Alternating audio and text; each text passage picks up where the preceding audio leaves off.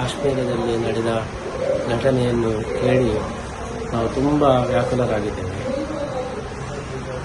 ಈ ರೀತಿ ಪ್ರವೃತ್ತಿ ಇದು ಮುಂದುವರಿದರೆ ನಮ್ಮ ಭಾರತ ದೇಶದಲ್ಲಿ ಸನಾತನ ಧರ್ಮ ಇದರ ಒಂದು ಅಸ್ತಿತ್ವವೇ ನಾಶವಾಗುತ್ತದೆ ಎಂಬಂಥ ಆತಂಕ ನಮಗೆ ಉಂಟಾಗಿದೆ. ಈ ದೃಷ್ಟಿಯಲ್ಲಿ ನಾವು ಬಹಳವಾಗಿ ಇದನ್ನು ಖಂಡಿಸ್ತಾ ಇದ್ದೇವೆ.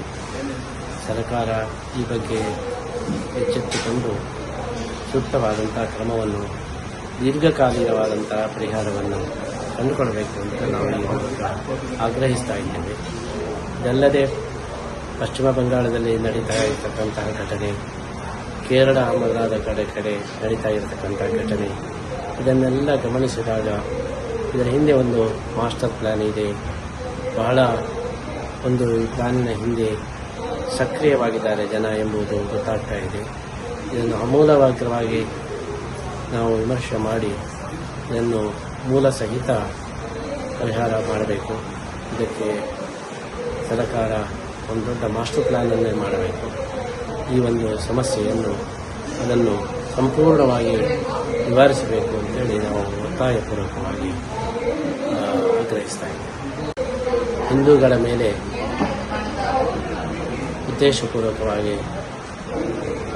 ಆಕ್ರಮಣ ಮಾಡುವುದು ಇದು ಬಹಳ ಒಂದು ಆತಂಕಕಾರಿಯಾದಂಥ ವಿಷಯವಾಗಿದೆ.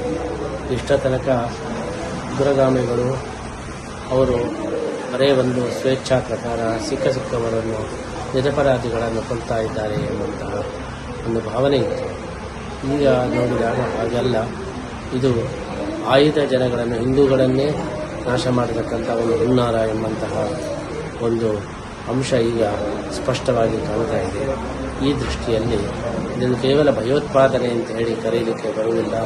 ಇದೊಂದು ಜಾಗತಿಕವಾದಂತಹ ಅಥವಾ ಬಹಳ ಪ್ರಬಲವಾದಂಥ ಷಡ್ಯಂತ್ರ ಎಂಬುದನ್ನು ನಾವು ಸಂಪೂರ್ಣವಾಗಿ ಇದನ್ನು ಗಮನಿಸಬೇಕು. ಅದಕ್ಕೆ ತಕ್ಕಂತೆ ಇದಕ್ಕೆ ಸೂಕ್ತವಾದ ಪರಿಹಾರವನ್ನು ಕೈಗೊಳ್ಳಬೇಕು ಅಂತ ನಾವು ಆಶಿಸ್ತೇವೆ.